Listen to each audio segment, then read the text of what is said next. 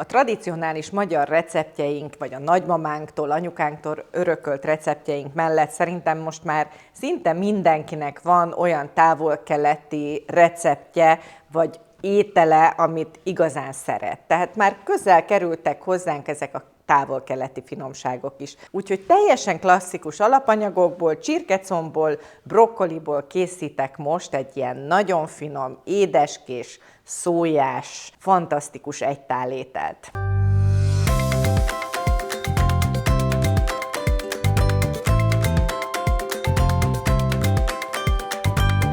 Aki nem szereti véletlenül a brokkolit, azoknak is ízleni fog. Talán ezzel a recepttel sikerül megszerettetni. Az a lényeg, hogy a csirkecombokat kifilézzük, kivesszük a csontot, és bőröstől együtt felkockázzuk a húst. Ilyen falatnyi darabokra vágjuk, és így nagyon gyorsan át fog sülni. Persze nagyon jó forró serpenyővel, olajban kell kisütni. Itt a csontok mellett végigvágjuk húst. Egyébként ezeket a csontokat sem kell kidobni, hanem egy alaplébe, vagy egy húslevesbe nyugodtan belefőzhetjük, plusz íz.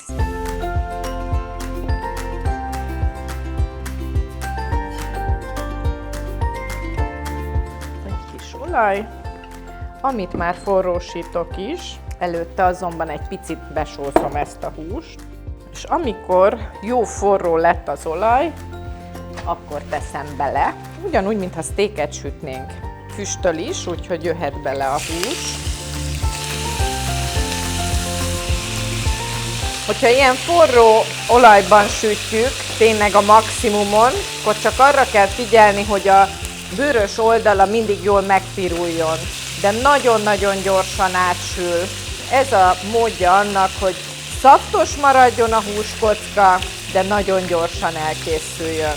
Most már visszaveszem, mert szépen kipirosodtak a kis bőrkék, és még egy picit alacsonyabb hőfokon hagyom, de tényleg nem sokáig. Jöhet a brokkoli, ehhez az adaghoz egy elég. A brokkolit ugyanúgy, mint a karfiolt, nagyon meg kell mosni, mert ezekbe a pici kis virág nyelekbe könnyen megbújhatnak rovarkák, úgyhogy nagyon fontos, hogy jól tisztítsuk meg. Ez a része is használható a brokkolinak, hogyha meghámozzuk ugyanúgy, mint a karalábé, de ebben az esetben a csontok mellé rakom, a combcsontok mellé, és lehet belőle főzni egy húsalaplevet. Na, ez meg is van, el is zárom, félreteszem, és közben megmosom a brokkolit. És akkor a következő öntet készül, húsalaplé vagy zöldségalaplé, 2 evőkanálnyi méz, 2 evőkanálnyi keményítő, 4-5 evőkanálnyi szójaszósz bőségesen, és jól elkeverem. Jön egy 3-4 nagy gereszt fokhagyma lereszelve, és egy darab gyömbér is lereszelve. Mivel hőkezeljük, lehet nyugodtan több gyömbért is rakni bele, ez a nagyon erős csípőssége forraláskor enyhül. És a végén jön a szezámmag, hogy teljes legyen a kép. Ugye a szójaszósz sós, ezért sót nem adunk hozzá.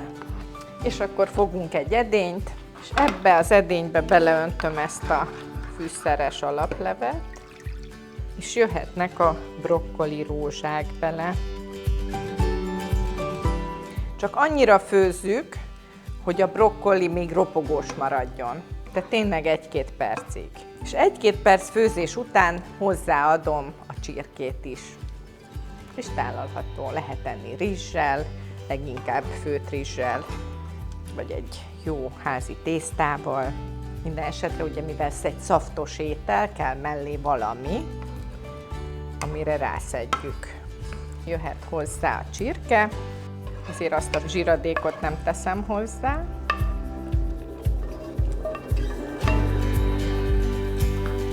Egyet forralunk rajta, hogy az ízek összeérjenek, és megszórjuk szezámmaggal. Kész! Jó étvágyat!